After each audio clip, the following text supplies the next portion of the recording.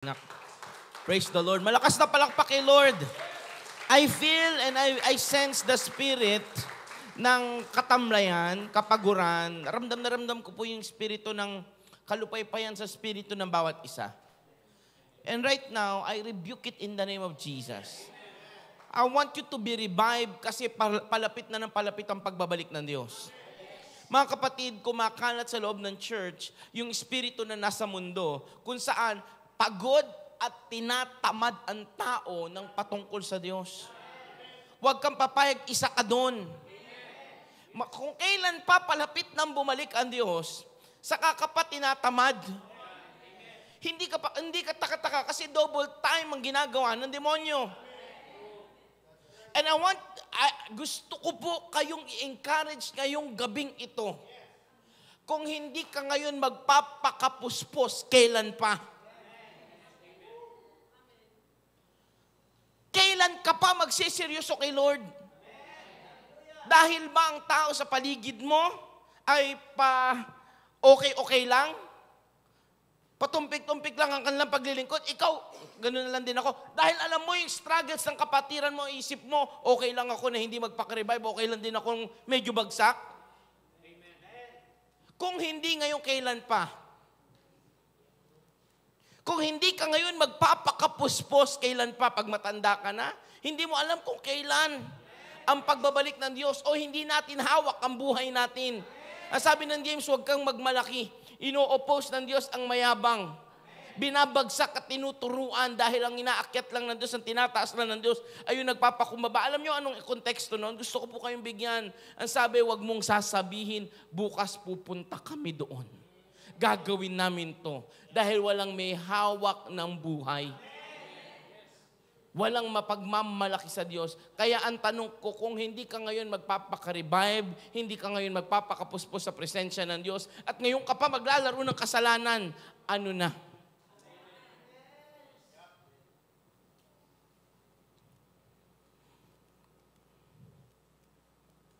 James chapter 4,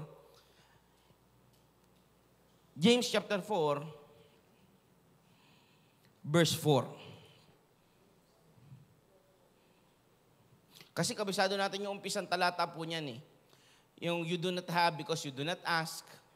Yun lagi ang gusto lang ng tao eh. Yung blessings na yon. Pero alam nyo ba may kadugtong yon? Ito ang sabi ng salita ng Diyos, you adulterous people, do you not know that friendship with the world is enmity with God? Ibig sabihin po ng enmity, it means an opposition, or ibig sabihin po nun ay pagkakaroon ng rebellious spirit. Ang pakikipagkaibigan sa mundo ay pagre-rebelde sa Diyos. Therefore, whoever wishes to be a friend of the world makes himself an enemy of God. Kaya kung sino man nakipagkaibigan sa mundo ito, bakit po sinasabi ko ngayon yan at masusundan yung mga talata na iyan kapag tayo'y patuloy na mag-dive in sa salita ng Diyos. Ready na ba kayo? Yan. Hindi pwedeng lalamya-lamya. Leadership. Nagpapakabisi tayo sa mga bagay at yung ginagawa ng mundo. Mga manggagawa ng Diyos. Tayo lahat tayo, manalangin muna tayo bago tayo magpatuloy mag-aral ng salita ng Diyos. Panginoong Jesus, ngayong gabing ito, kausapin mo po kami. Kami naninukluhod sa iyo, nagpapakumbaba. Lord, inaamin namin marami kaming kakulangan, kasalanan, mga pagkakamali, Panginoon, na hanggang ngayon tinatago, tinatayuan, at Lord, hindi hinihingi ng tawad sa iyo. Sa oras na ito, patuloy mo kaming kausapin. Baguhin mo kami ng iyong salita. Lord, kung hindi ngayon, kailan pa kami magsiseryoso sa iyo? Panginoong Jesus, dalangin namin, Panginoon, hayaan mo, habang nakikinig kami, Panginoon, binabago mo na kami. Lord, patawarin mo kami sa mga pagkukulang namin at hayaan mo magkaroon ng bukas na kalangitan ngayon sa lugaring ito. Hindi mahalaga ang number, hindi mahalaga ang dami, hindi mahalaga ang tugtugan. Mahalaga makasama at maranasan ka namin ngayong gabi. Kaya Panginoon, hayaan mo, puspusin mo kaming lahat. purihin ka at parangalan ka sa pangalan ni Jesus. Everybody say amen. Sige po, tayong lahat ay makakaupo. I wanna dive deep into this Word of God kasi ito ang katotohanan. Pansin nyo ba? Sabi ko po, nagkaroon kami ng discipleship. Tuwing Friday po, nagkakaroon tayo ng discipleship. Isa sa kakulangan ng tao ngayon ay discerning spirit o the revelational gift. Wala nang pagkakaalam ang tao, lalo ng mga anak ng Diyos, patungkol saan? Sa mga ginagawa niya. Kaya ang tingin ng tao sa mga kasalanan, mga party, mga happenings, gawa pa rin ng Diyos dahil nakapagpasaya sa kanila, nakapag-aliw sa kanila. Topic ko po ngayong oras na ito, wala po akong specific title, pero I just want to encourage you with the Word of God today. I'll talk about James, I'll talk about Timothy, and lastly, I'll talk about Romans chapter 7. It's being a conqueror in these times. So if we have a title, maybe that's the title of our word today. No? Conquering over these times. Aminado ba tayo? Kasi doon tayo natatalo ng kaaway eh. Hindi tayo aminado sa totoong kalalagayan natin. At kapag hindi ka aminado sa totoong kalalagayan mo, hindi mo kayang i-overcome ito. Pag sinabi mong malakas ka kahit ang totoo mahina ka, hindi ka magkakaroon ng kalakasan mula sa Diyos at sa mga taong nakapaligid sa iyo. Pag sinabi mong hindi ka naman pagod, gagawa ka ng gagawa lalo. Dahil walang kapahingahan darating. Ang tao ayaw umamin ng totoong kalalagayan nila. At minsan, misunderstood nila yung kalalagayan nila bilang okay lang yun, imbis na magbago sila sa bagay na yun. Mahina talaga ako eh. Hindi sapat yun na mahina ka lang. Kasi sa Diyos may kalakasan. Isa pong bagay na gusto kong maalala natin, sa James chapter 4 verse 4, ang pakikipagkaibigan sa mundong ito ay pagiging opposed sa Diyos. Para hindi kayo maguluhan doon sa enmity na word. O pagre-rebelde sa Diyos. Kalaban ka ng Diyos. Pagtatry o pagsubok na maging masaya sa bawat ginagawa mo kahit hindi included si God. Maraming pumupunta ng church, hindi nababago ang lifestyle. Maraming pumupunta sa loob ng church, parehas pa rin pag-uwi ng bahay.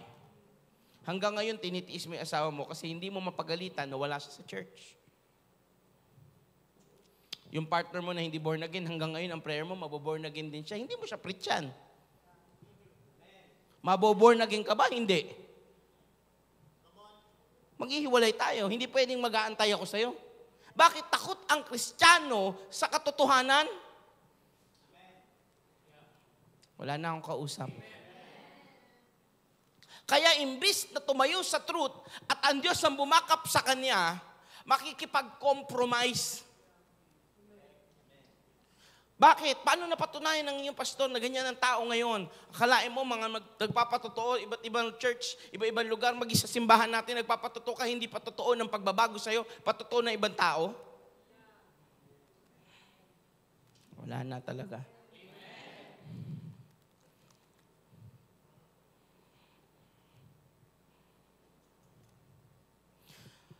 Or do you suppose, verse 5 ako, it is to no purpose that the scripture says He yearns jealousy over the Spirit that He made to dwell in us. Ang sabi niya dyan, o tingin nyo walang kwenta salita ng Diyos na nagsasabi, makikinig kayo, na nagsasabi, nagseselos ang Diyos natin. Sa mga bagay na ginagawa mo sa laman, imbes na nakalulugod sa Espiritu ng Diyos, kaya naman nahihirapan siyang manahan sa atin. Gusto niya eh. Kaso tayo ang walang kagustuhan. Ilan dito ang Ilan dito ang nagpupunta ng prayer? Morning, Tuesday. Taas mo kamay mo kung ikaw pumupunta ka. Ilan dito ang may prayer life? Ilan dito nagbababad sa salita ng Diyos? Eh, anong buhay mo? Anong meron?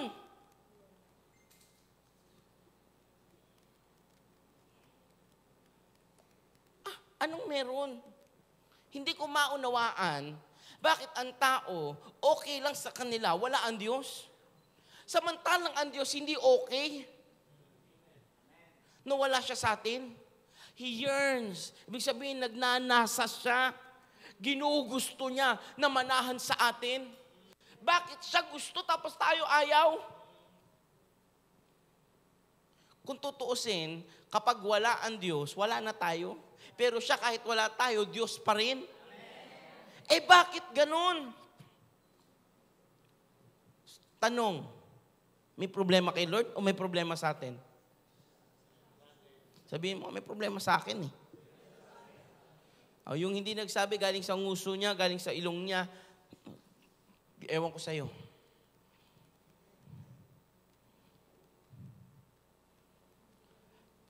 Sabi, but He gives more grace. Therefore, it says, God opposes the proud, but give grace to the humble. Verse 7, very important. Submit yourselves, therefore, to God. Kaya naman ano daw? Submit. Can you all say submit? Pag sinabi submit, you have no choice but to do His will.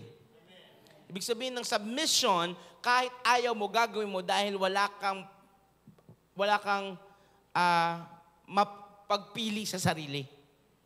Siya lang ang may karapatan sa'yo. Therefore, submit yourselves to God. Unang step, pakumbaba at hayaan natin ang Diyos ang manguna sa atin. Pag hindi ang Diyos ang nanguna sa buhay ng bawat Kristiyano, mga kapatid, mga leaders, I'm talking to each and every one ng manggagawa dito sa lugar na ito. May kausap pa po ba ako? Pag hindi tayo nagpasubmit sa Diyos, if we do not submit ourselves to God, we will submit ourselves to the hands of the enemy. Naalala nyo, kung iisipin mo lang at talaga nagbabasa ka ng Bible, may isip mo eh. Bakit naman ako magsasubmit sa kaaway? Hindi ko gagawin yun.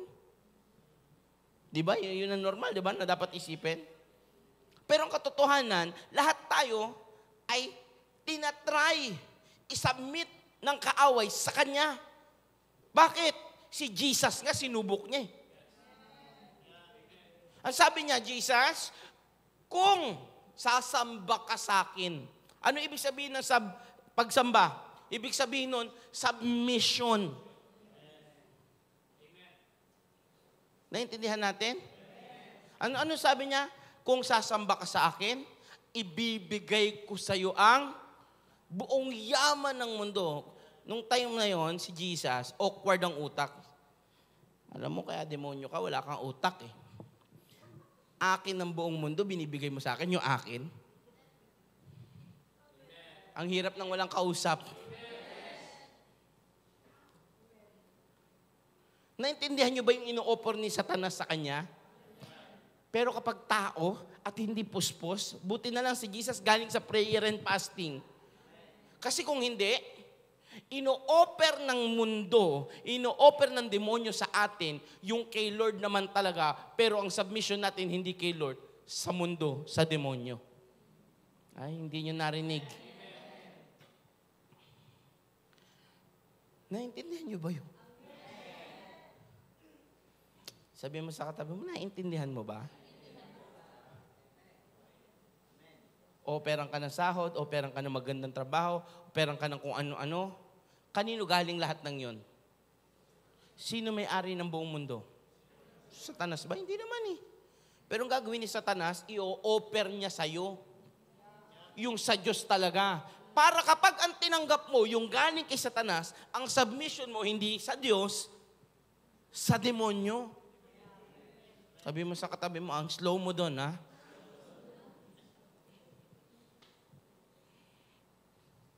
May pangalawang bagay para ang submission fully kay Lord. Sabi niya, resist the devil. Nakalagay, resist the devil and he will flee from you.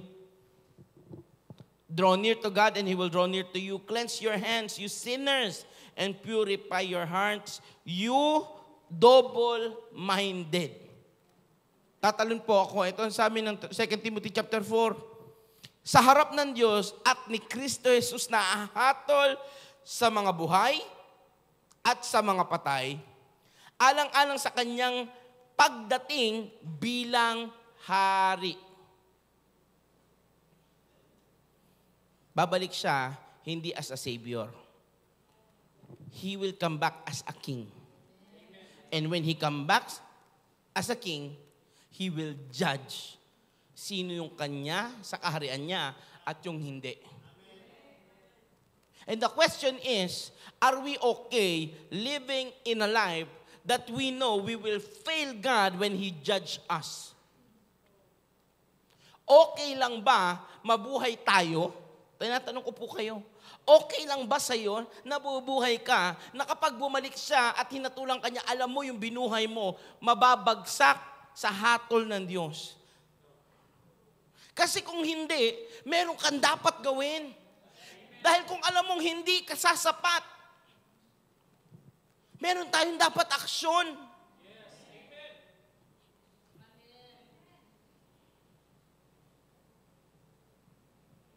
Ito ang inaatas sa atin. Ipangaral mo ang salita ng Diyos. Una, ano daw? Ipangaral mo ang salita ng Diyos. In English, pwede mo bang ilagay niya na preach the word. When you say you preach the word of God, it doesn't mean you say it. It means you live it. Pag sinabing ipinapangaral, hindi ito sinasabi, kundi sinasampamuhay. Pinakikita sa'yo. Ipangaral mo ang salita ng Diyos. Sa pagbalik ng Diyos at sa paghatol niya bilang hari, ang gusto ng Diyos makita na ang iyong ginagawa ay pinangangaral ng salita ng Diyos. Ba't hindi tayo nagpapangaralan? Ibig sabihin ng pangaralan, pinapakita ko kung ano yung tamang pamumuhay kay Lord habang sinasabi ko yun dapat baguhin sa atin. Ba't kapag ka nakorek ka onte, away na? Ba't pag pinaalalahanan ka ng onte, nagtatampo ka na? Wala na akong kausap. Hello? Kasi ang katotohanan, ang buhay natin, hindi submitted sa kaloob ng Diyos, kundi submitted sa kalooban lang natin at sa gawa ng kaaway. If you are easily offended, no one will ever touch your life to correct you. Wala kang ibang magagawa kundi ang mga bagay na kapapahamakan mo. Bakit? Tuwing papaalalahanan ka, magtatampo ka, magagalit ka, sino pang lalapit sa'yo? Lahat makakaaway mo. Pag nagturo ng patungkol sa kabanalan, galit ka. Pag nagturo patungkol sa magpakaayos ka, galit ka. Sino pang makapagtuturo sa'yo? Pag sinabi magpakapuspos ka, galit ka. Hello? Nak, lagay mo ulit sa Tagalog. Pangalawang bagay, pagsikapan mong gawin iyan. Napapanahon man o preach the word of God, season or out of season. Anong ibig sabihin nun, pastor? Nag-aapoy man ng church, marami man kaming ginagawa, o patay man ang dating. Wala man tao, wala mang nakikinig sa akin. Ibig sabihin, ang buhay ko, isang patotoo, isang pangangaral kung paano mabuhay ang isang anak ng Diyos. Hindi tuwing may gagawin ka lang, hindi tuwing tatayo ka lang, hindi tuwing maapoy ka lang, hindi tuwing kakanta ka lang, hindi tuwing sasayaw ka lang. Hindi tuwing may gathering lang, anniversary, convention, camp, o kung anumang mga happenings ng church. Season or out of season. Ibig sabihin, kapag malakas ka, nangangaral ka ng salita ng Diyos. Kapag may problema ka, nangangaral ka ng salita ng Diyos. Pag may hinaharap ka, sakit, karamdaman, nangangaral ka ng salita ng Diyos. Ang problema sa marami, Dito muna ako sa likod. Medyo down ako Puko dito sa likod. Para walang makapansin sa akin. Wala akong gana mo yung, masyado akong maraming pagod sa trabaho. Ito ako po. Alam nyo ba, dati, hindi ako naniniwala doon. Nang sabi ko, at hanggang ngayon naman po, naniniwala ko ang presensya ng Diyos nasa lahat ng lugar. Pero ang tao na mimili ng inuupuan niya, depende gano'n niya kalakas gustong masaktan sa salita ng Diyos.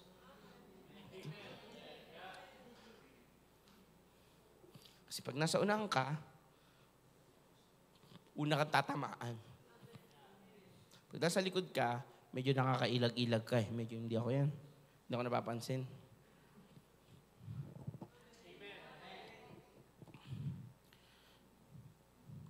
Napapanahon man o hindi, himukin mo at pagsabihan ang mga tao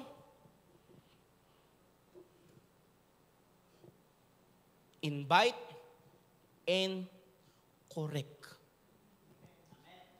Invite and rebuke. You do not invite the person to compromise them in their sin. When you bring them to church, they must change by the power of the Holy Spirit and by the Word of God. If not, then there's no sense. Kasi kung hindi sila mababago pagtapos mo silang i-invite, hindi sila nabago ng banal na Espiritu ng Diyos, ng kapangyarihan ng Diyos at ng salita ng Diyos, basta nagawa mo na yung part mo, amen.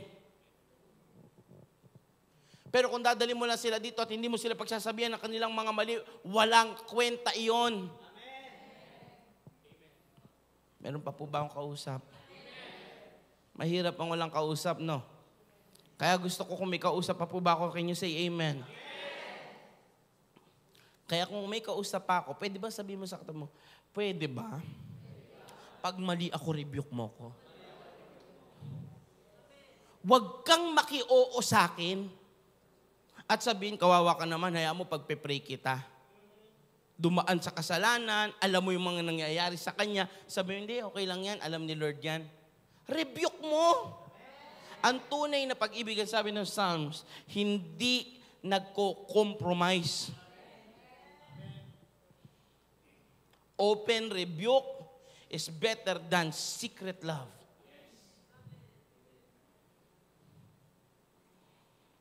Basta mahal kita, ayaw mo na. Hindi. Ang mahal mo, tigil mo yan. Pag nagalit siya sa'yo dahil mahal mo siya at kinorek mo siya, praise the Lord, hindi niya deserve yung time mo. Dahil marami pang tao na dapat i-correct. Marami pang dapat tao ma-encourage dahil na-rebuke mo sila sa mali nila. Eh ang problema, maraming tao gusto lang gamitin sa loob ng church, gusto yung fellowship, gusto yung samahan ng loob ng church. Pero kapag inayos na, sinabihan mo na, oh, tigilan mo yung pamamakla. Tigilan mo yung pambababae, tigilan mo yung pakikipag-apid. Apaka-judgmental ng church na ito. Buti nang ako mag-judge at ang church kaysa kapag dumating ang Diyos at ginudge ka, wala na. Actually, hindi nga kami nag-judge, nagpapaalala eh.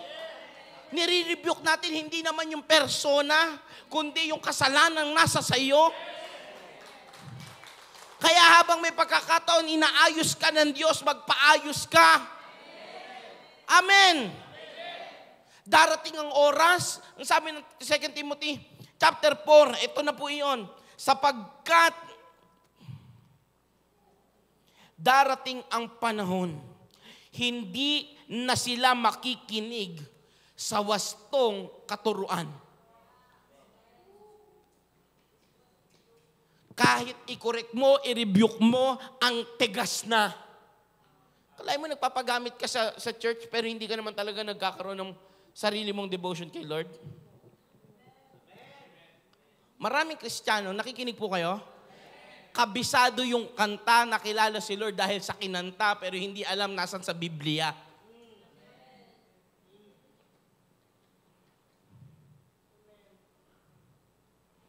May inawit tayo, sabi ng Holy, holy, holy, we cry, holy, holy, holy, to the Lamb. Kinakanta natin yun eh. Alam ng kanta, si Jesus yun Lamb. Imawit tayo, banal, banal, banal siya. Hindi naman sa atin sinabi yun eh. Nakita yun eh. Bilang isang vision eh. Ngayon, ginagawa yun ng mga anghel at ng mga pinili. Yung iba, ganun ba yun? Ngayon ko lang nalaman. Bakit? Hanggang ngayon, inaawit ng mga kumakanta, tumutugtog, sumasayaw. Hanggang ngayon, hindi alam nasan sa Bible. Ano yung kinakanta natin? Isa sa mga paborito natin. For from you are all things, and through you are all things. You deserve the glory. Romans chapter 11, verse 36. Pagkat sa'yo lahat ng bagay galing, dahil sa'yo, kaya meron ng mga bagay na iyan, at para sa'yo. Nasa Bible yun, hindi mo alam. Alam mo lang na dapat sa Kanya. Pero hindi mo man lang mababasa sa Biblia. Bakit? Kasi ang tao makikinig ng nakapagpapasarap sa kanilang tenga. Kaya kapag binasa nila, dahil sa'yo, ang lahat ng bagay na meron ako. Ayoko nun, ang sakit. Sa Kanya daw lahat, pinagpaguran ko, pinaghirapan ko. At kapag natanggap ko na para sa'yo rin ito, pinagpagalang ko para sa Kanya pa rin. Dahil na nga sa Kanya, para pa sa Kanya. Kapag kinanta, ang ganda. For from you are all things, and to you are all things, you deserve the glory. Ganda pakinggan. Pero pag binasa mo na, lahat ng bagay ay sa Diyos. Ang lahat ng nagkaroon kay galing sa Kanya. Dahil sa Kanya, dapat lang mapunta sa Kanya. Ayoko nun. Wala na akong kausap.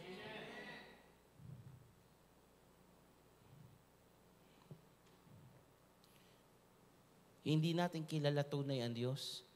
Kilala mo lang ang Diyos dahil sa awitin at sa mga lyrics, dahil sa preaching, pero hindi mo naranasan ang Diyos. Kaya hindi tayo kilala ng Diyos. Kasi submitted tayo sa kagagawan ng mundo. Darating ang oras, ang panahong hindi na sila makikinig sa wastong katuruan, sa halip, susundin na nila ang kanilang hilig. Naniwala ba kayo dito maraming Kristiyano ganito? Kung kailan gusto umaten, okay. Tingnan nyo can I be bold tonight? Optional lang pagdating ng midweek.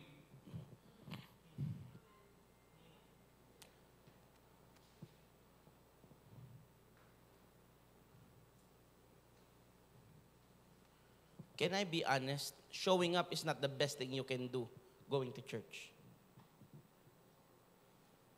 Tagalugin ko Ang pagpunta mo sa simbahan hindi ang pinakamaganda mong kayang ibigay sa Diyos. Hindi. Kundi being at the moment. Kundi yung pagdating mo doon, nandoon ka talaga para sa Diyos. Kasi pwede kang pumunta sa isang lugar, pero alam mo, ginawa mo yun sa pilitan, dahil obligasyon, dahil gagawin mo naman talaga na, dahil wala kang choice. Walang kwenta yun. Showing up is not the best thing you could give God. Being at the moment when you are there is the best thing you can do. Nandun ka na lang din, galingan mo na. Maraming tao nasa loob na ng church, nagsi-cellphone pa.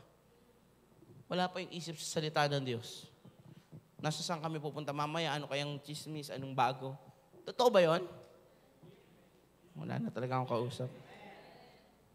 Anong oras kaya ito matatapos? Ano kayang pwedeng pagkabisihan para hindi ako mapansin? Ayoko na ng word. Umay na ako. CR kaya muna ako mga 15 minutes.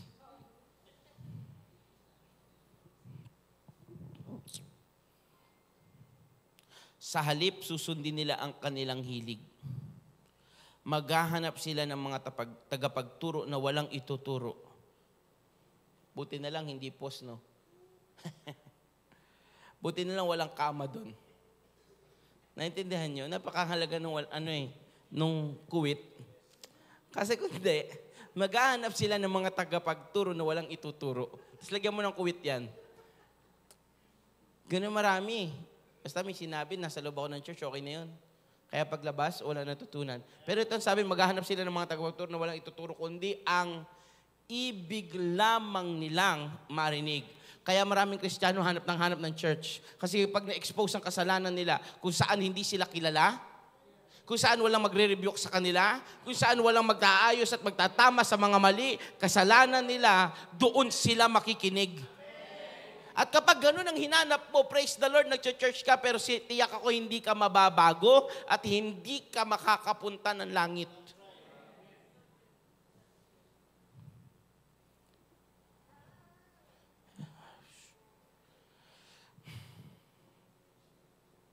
Nagturo ng pagbabago, pagpapatawad, nagturo ng sexual immorality, baguhin.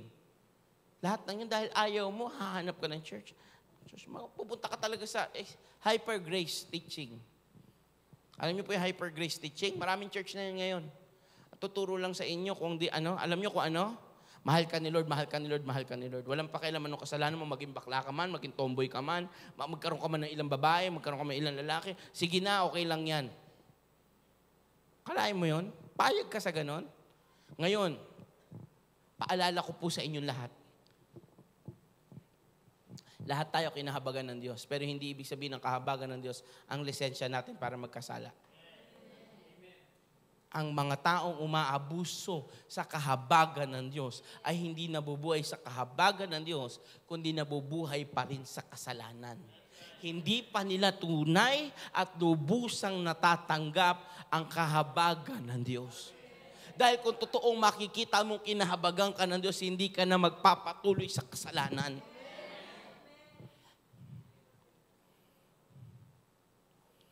Hindi na sila makikinig sa katotohanan.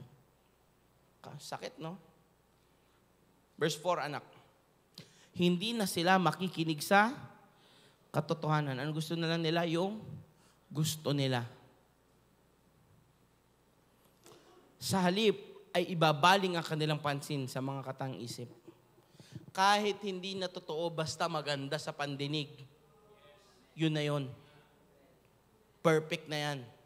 Kahit hindi na totoo sa salita ng Diyos dahil lang pabor sa iyo. Siguro okay na rin yung divorce. Okay na rin kasi. Ano ba nangyari sa inyo? Ba't hindi nyo ayusin? Imbis na magpatawaran, hindi, maghihiwalay na lang kami. Okay na lang kasi katag-isip eh. Kung nakinig ka lang noon sa pastor mo, sinabing huwag mong pakasalan yan. Ngayon, nanghihinayang ka, hindi pastor, parang hindi talaga kami.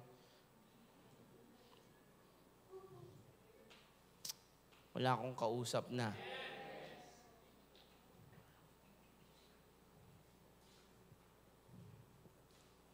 Mga kapatid, ito nakakalungkot na katotohanan sa loob ng church. Dahil yung gusto lang nila ang gusto nilang marinig, dahil yung ibig lang nila ang gustong mangyari, kahit yung oras ng church, alam nyo, meron akong gustong ilagay. Malaking-malaking orasan, kung saan nakikita ng lahat ng tao, tapos yung oras na yun, hindi ko susundin.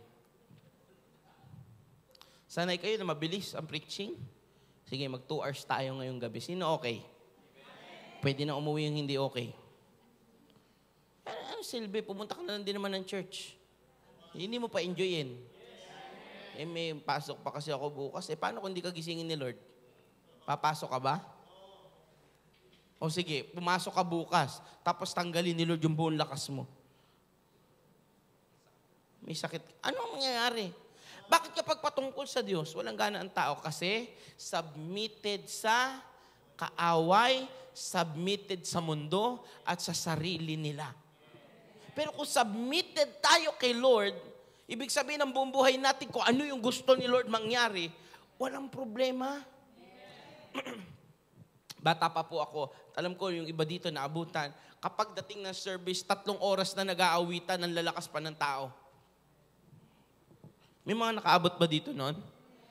May mga oras na dahil sa praise and worship, ang tagal ng praise and worship, halos wala ng word. At tayo, ang Bishop Boy Ramos na sasabihin, di na tayo magkakaroon ng word of God today, andito na ang presence ni Lord. Ngayon, lumagpas ka ng 2 minuto sa worship, na sobrahan lang ng ulit ng adlib. Katamad naman to, labas na nga ako.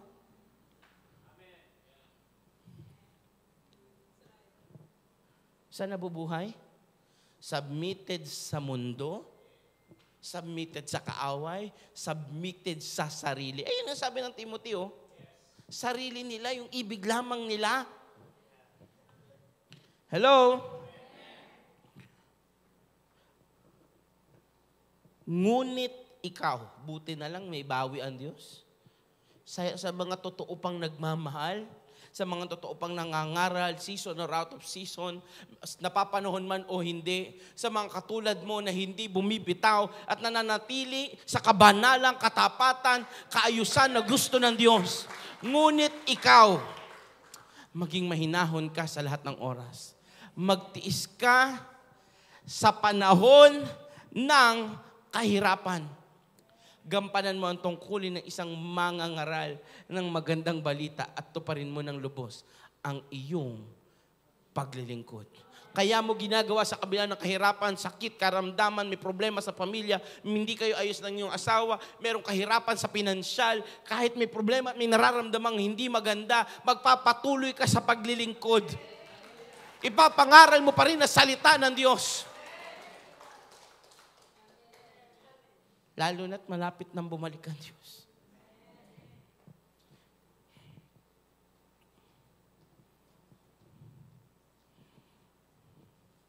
Romans chapter 7. Malaman natin anong dahilan, bakit ang tao hindi nagpapasubmit sa Diyos. At napakahirap gawin ng gusto ni Lord. Totoo ba yun? Napakahirap talagang gawin ng gusto ng Diyos. Ito ang Romans chapter 7, verse 14. Alam natin ang kautusan ay espiritual. Kaya mahirap ang gusto ng Diyos kasi tayo nabubuhay sa laman, namumuhay sa mundo, namumuhay sa gusto ng kaaway.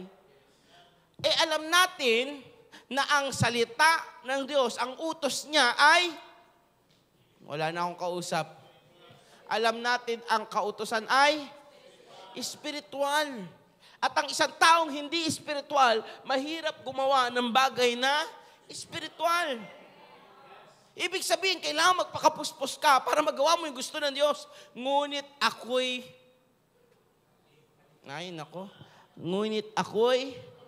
makalaman.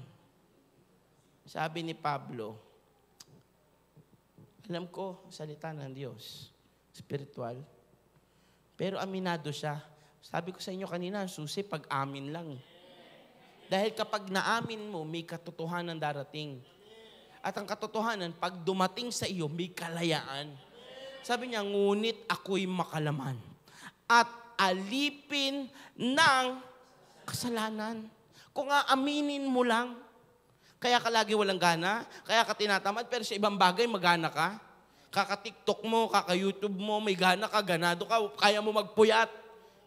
Kahit may pasok bukas, okay lang binge watch. 10 episodes lang to, 4 na lang. Pero yung 4 na verse, hindi mo matapos, bukas na lang. Makainis, walang kausap si pastor. Alam nating ang kautusan ay spiritual, ngunit ako'y makalaman at alipin ng kasalanan. Basahin natin ang kasunod. Hindi ko maunawaan ang aking sarili. Ang totoo, mga kapatid, nandyan pa po ba kayo? Hindi dahil sa alam natin yung ginagawa ng kaaway at ng Diyos. Kasi maraming tao ngayon, wala nang discernment spirit eh. Maging sarili niya, hindi niya alam kung kay Lord o hindi. Sabi niya, hindi ko maunawaan ang aking sarili. Sapagkat hindi ko ginagawa ang gusto ko. Ano bang gusto ni Pablo sundin ng Diyos? Espiritual yon. Sabi niya, hindi ko magawa yung gusto ko. Sa halip, ang kinasusuklaman ko, ang siya kong ginagawa.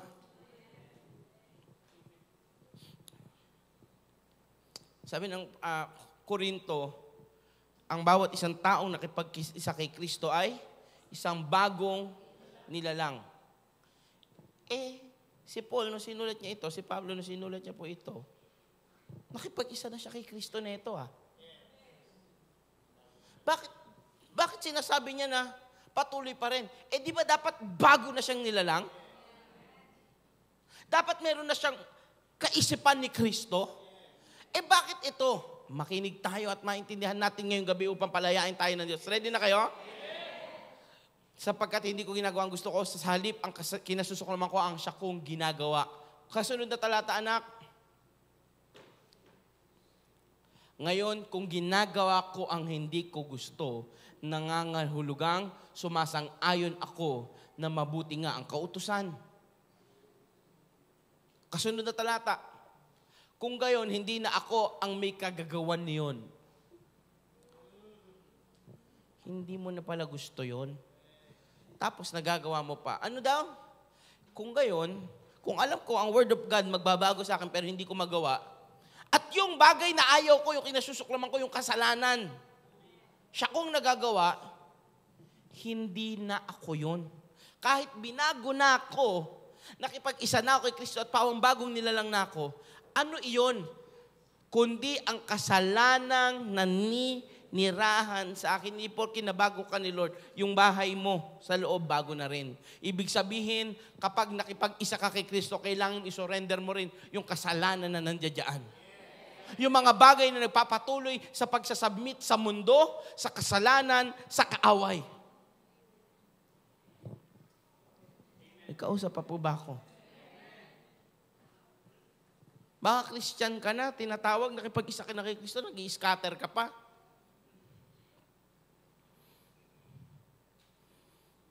May kausap pa po ba ako?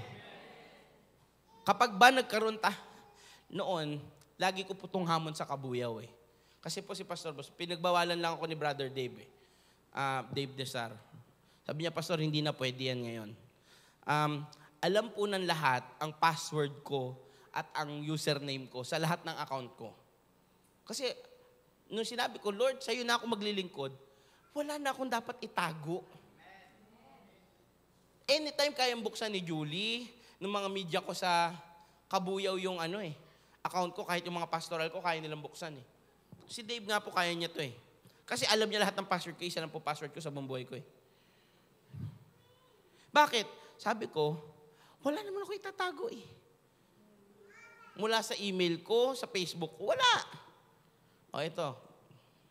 Ano yun? Kasalanan nila sa akin. Bakit sinabi ko, Lord, sa'yo ako mabubuhay. Yung kasalanan ko, tigil, wala na, baguhin mo na ako. Hindi ibig sabihin, hindi na nagkakasalan yung pastor. Magulo ko mag-isip eh. Totoo po. May kasalanan pa rin. Pero yung tinatagong kasalanan, ngayon, magkatotohanan tayo. Sino dito handa makipag-exchange ng phone sa akin? Walang taguan. Lahat exposan.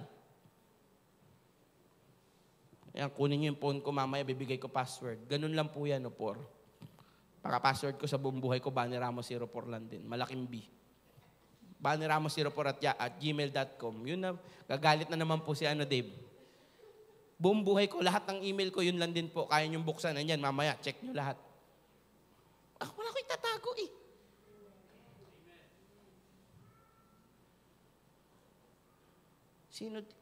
Pagka nagka-browsan ba tayo ng ating mga history, pagka pina-check ba natin yan lahat, tayong lahat okay? Cellphone lang yan. Paano pa yung wala dyan? Paano pa yung personal mong ginagawa?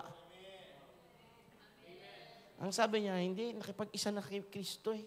Pero yung gusto kong gawin, hindi ko magawa. At kung ano yung kinasusuklaman ko, siya kung nagagawa. Ano ito? Kasalanang naninirahan sa akin. Kapatid, may solusyon. Gusto niyo ba yung solusyon? Parang ayaw niyo yata eh. Verse 21, tatalon tayo anak. Ito ang aking natuklasan. Ito ang natuklasan ko. Kapag nais kong gumawa ng mabuti, ang masama ay malapit. Ngayon, patuloy ang kaaway, pipilitin kang magkasala, magkaroon ng pagkakamali, bumagsak. Bakit? Kasi pinipilit mo nang magbago. Gusto mo nang gawin yung tama at mabuti. Kaya kapag hindi ka natitempt, wala nang temptation sa buhay mo. Pagka wala nang parang problema, hindi pa ayos ang ninanais mo, puro papunta sa sarili, puro sa pagsunod sa kalayawan sa mundo, malamang, wala talagang temptation na sasabihin ng kaaway, ba't ko itetempt ang akin na? Baka matisod pa sa akin yan. Magbago pa ng buhay. Baka lalo pa magbigay ng buhay kay Lord. Kaya habang nagpapatuloy siya sa kasalanan, hayaan ko na siya. Naintindihan niyo po ba yon?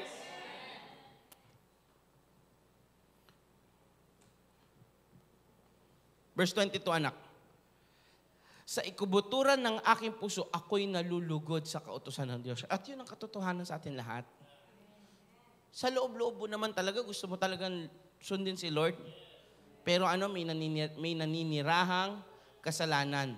Kaya ang sikreto, tuwing gagawa ka ng mabuti, huwag ka na magtaka kapag may temptation. Tutulong ka, bigla ka may inis. Yung inis hindi na galing kay Lord.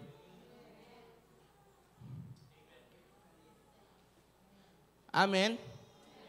Basahin natin sunod na talata bago ako tumalon sa 8:37. Ngunit may ibang kapangyarihan sa mga bahagi ng aking katawan na salungat sa tuntunin ng aking isip. Binibihag ako ng kapangyarihan ito sa kasalanang naninirahan sa aking katawan. Ang sabi diyan, pero may kapangyarihan ng Diyos sa buhay ko. Na sa tuwing mararamdaman ko yung kasalanan na naninirahan sa akin, kaya kong bihagin ito. Buti na lang naninirahan ng Diyos sa atin. Ano sabi ng James kanina? God is yearning. Ginugusto ng Diyos manirahan sa atin. Kaso minsan, punong-puno na tayo ng kasalanan, hindi niya na kaya. Walang space. Pero hanggat merong naninirahan, Espiritu ng Diyos sa iyo, yung kasalanan, kaya mong pagtagumpayan. Sikuhin mo yung katabi mo na malakas, sabi mo sa kanya, umayos ka. Bakit tayo aayos? Makinig po kayo, malapit na ako matapos. Kasi hindi mo alam, baka mamaya yan yung huling spirit ni Lord sa'yo, hindi mo pabigay yung todo. Baka pagtapos mong ayawan at magpatuloy sa kasalanan, sabihin ni Lord, di pagod na ako. Wala na akong space sa'yo eh. Ayoko na. At doon nagkakaroon ng ikabod. O yung tinatawag na pagtalikod at malalim na pagkakasala sa Espiritu ng Diyos na kung saan hindi na siya babalik. Nakakaawat, nakakalungkot ang kalalagayan nila. Yun ang sabi ng Hebrews chapter 13. Mga Kristiyano nakaalam na ng katotohanan, pero tumalikod pa. Ito po ang sabi ng Romans chapter 8. Nandiyan kayo, ha? Last verse.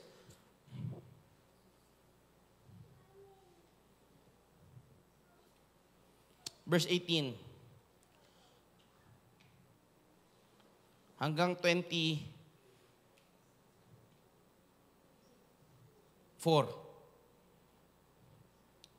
Tapos tatalon tayo ng 26. Para sa akin, ang mga pagtitiis natin sa kasalutan hindi maihambing sa kalwalhatiang ipapahayag sa atin balang araw. Sapagkat nananabik ang sangnilikha na ihayag ng Diyos ang kanyang mga anak. Ang gusto talaga ni Lord, ano daw? Makita ng sanlibutan, sino ka. Pero kung ipapakita mo kung sino ang kaaway, sino ang gusto ng mundo sa atin, wala talagang mapagmamalaki sa'yo si Lord. Pero buti na lang yearning si Lord na mag-dwell sa atin. Gusto ng Diyos manaan sa atin, magpatuloy tayo sa Kanya upang ang kasalanan ay may takwil. At mapagmalaki ka ni Lord. Kasi noong talata, nabigo ang sangnilikha, hindi dahil sa kagustuhan nito, kundi dahil itinulot iyon ng Diyos. Gayunman, nagbigay rin siya ng pag-asa. Verse 21, na ang lahat ng nilikha ay pinalaya ng Diyos. Pinalaya ka na ni Lord. Huwag ka nang manahan sa kasalanan. Huwag na tayong manirahan dyan. Upang hindi ito mabulok at upang makabahagi ito sa maluwalhating kalayaan ng mga anak ng Diyos. Tatalon po tayo.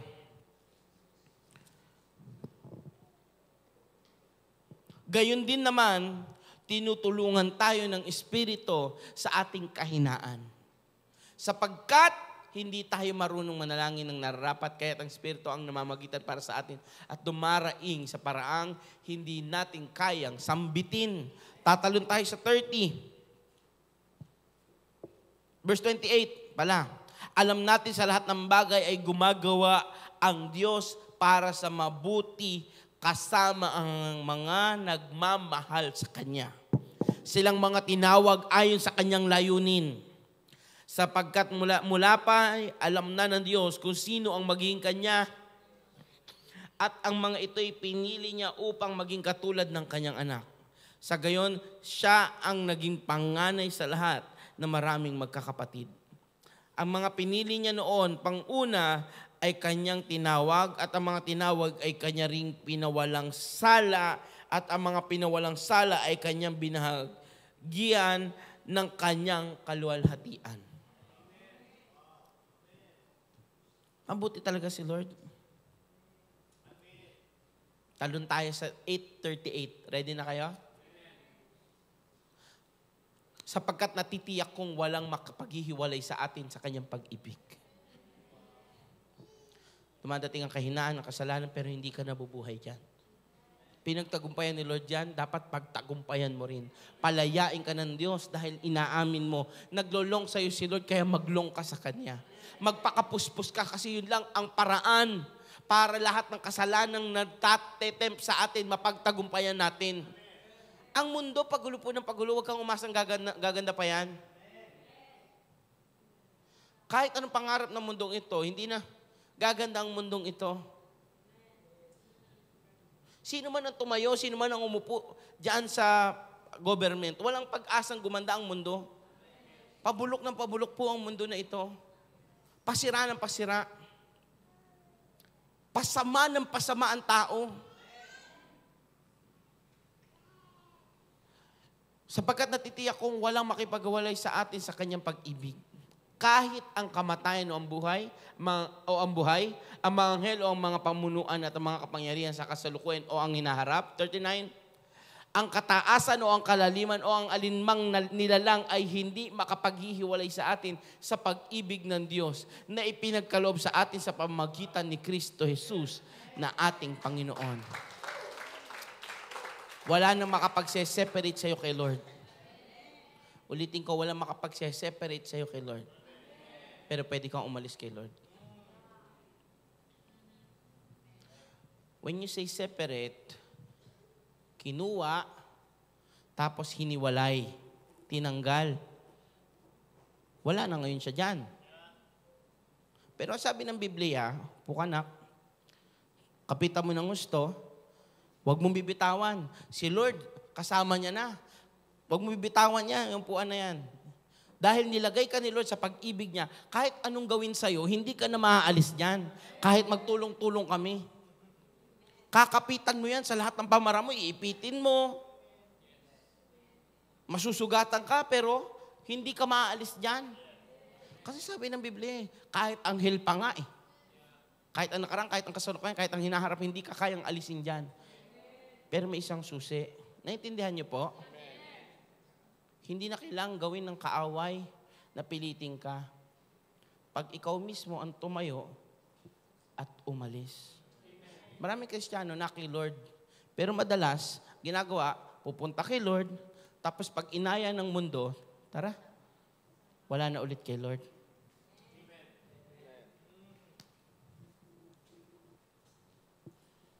Bumabagsak. Mga kapatid, mabuti ang Diyos. Anong dahilan ng kabutihan niya? Kasi ngayong gabing ito, pinaalalahanan niya tayo, huwag kang mabuhay sa laman, sa mundo, at sa submission sa kaaway. Nakakalungkot ang buhay na pumupunta ka na lang ng church, pero hindi ka napupuspos. Can I ask, sino dito, kailan ka huling umiyak kay Lord? No Sunday. Kailan ka naglong kay Lord na, Lord, ngayong araw na ito, pupuspusin mo ko. Kailan yung huling time na wala kang hiningi kay Lord, kundi nagpasalamat ka lang? Kailan yung araw na gumising ka at sinabi mo, Lord, itong buong araw ko na ito magiging productive at magbibigay akong kaluwalhatian sa iyo? O gumigising ka araw-araw para sa trabaho? Para sa pamilya? Para sa sariling layaw? Saan? Anong dahilan? Ngayong gabing ito, I pray, baguhin tayong lahat ng Diyos. And I pray, nire-rebuke ko yung kasalanan na naninirahan sa buhay ng bawat isa. Kung hanggang ngayon, tinatamad ka sa pagbabasa ng salita ng Diyos, hindi mo naman gusto yun eh. Ano yun? Kasalanan na naninirahan sa'yo. Kaya kung ganun, buksan mo. Sabi mo, Lord, naninirahan pala to. pinalalayas ko ngayong gabi. Lord, itong kasalanan na ito, naninirahan, alam mo kung ano yung kasalanan na naninirahan sa iyo eh. Kalayawan, no? Masamang pag-iisip, kahalayan. Lord, naninirahan ito sa akin. Pag-iisip na masama, pagdaramot, pagyayabang. Lahat ng yan, naninirahan ito sa akin, Lord. Kung naninirahan, pinalalayas ko ngayon. Wala kang kapangyarihan, buti na lang sa pangalan ni Jesus. Lahat ng labi magsasabing siya'y Panginoon. Lahat ng tuhod maninikluhod at magsasabing siya nga ang Diyos. Kapatid, hinahamon kita ngayon, tayong lahat ay tumayo.